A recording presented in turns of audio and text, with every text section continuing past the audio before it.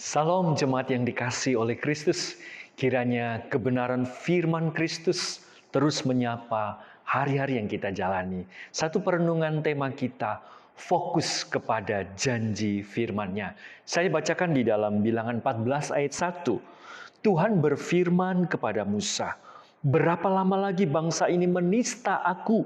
Dan berapa lama lagi mereka tidak mau percaya kepadaku?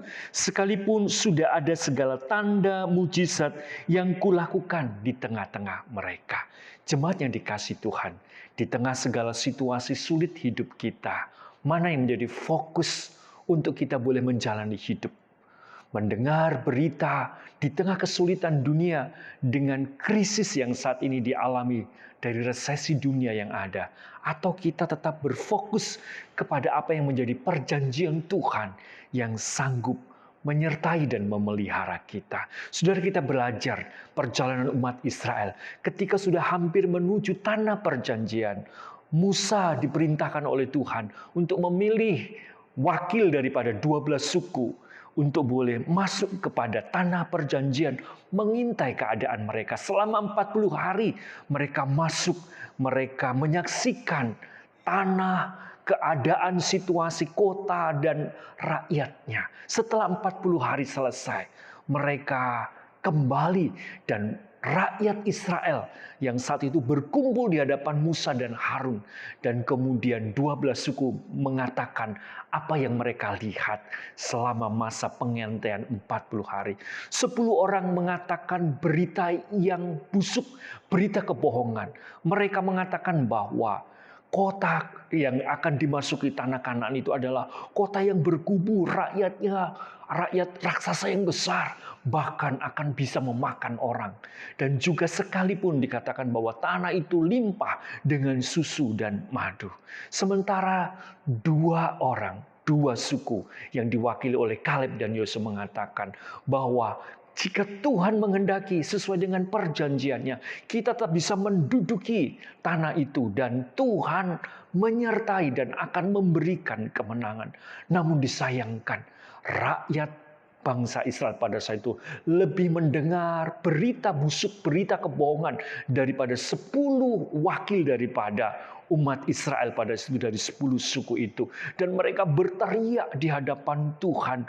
Mereka hendak akan membunuh Musa dengan melempari batu. Dan mereka mengatakan lebih baik kami mati di padang gurun dan kami kembali ke Mesir, kembali ke perbudakan, dan lebih baik kami mati di padang gurun ini. Dan mereka mengatakan bahwa tidak mungkin kita memasuki tanah perjanjian itu dan kami akan menjadi tawanan termasuk anak-anak kami. Tetapi dua orang, Kaleb dan Yosua, mengatakan bahwa perjanjian Tuhan pasti menyertai, dan mereka tidak mau mendengar. Dari situlah akhirnya Tuhan mengerti mereka telah menista Tuhan. Tuhan menghukum mereka, dan namun Tuhan beranugerah karena Musa menyampaikan doa syafaatnya untuk meminta pengampunan. Tetapi Tuhan mengatakan dengan tegas bahwa mereka diampuni, tetapi penghukuman karena kasih setia Tuhan dan keadilan tetap dijalankan. Sehingga mereka yang mengatakan tidak akan masuk negeri perjanjian benar, Tuhan mengatakan bahwa orang-orang yang berusia 20 tahun ke atas, mereka akan berputar-putar selama 40 tahun di padang gurun dan akan mati di sana. Dan anak-anak mereka yang dianggap tidak akan masuk melihat tanah perjanjian akan ditawan. Justru yang akan masuk dan melihat tanah perjanjian itu dan menikmati apa yang menjadi janji Tuhan. Jemaat, apa yang menjadi refleksi kita? Mari kita belajar berfokus kepada perjanjian kesetiaan Tuhan yang sanggup memimpin kita ketika kita menjadi umat tebusannya untuk memasuki tanah perjanjian kekal, yaitu surgawi. Sekalipun tantangan, kesulitan, dan segala berita yang sepertinya buruk dan itu membuat situasi kita khawatir dan takut.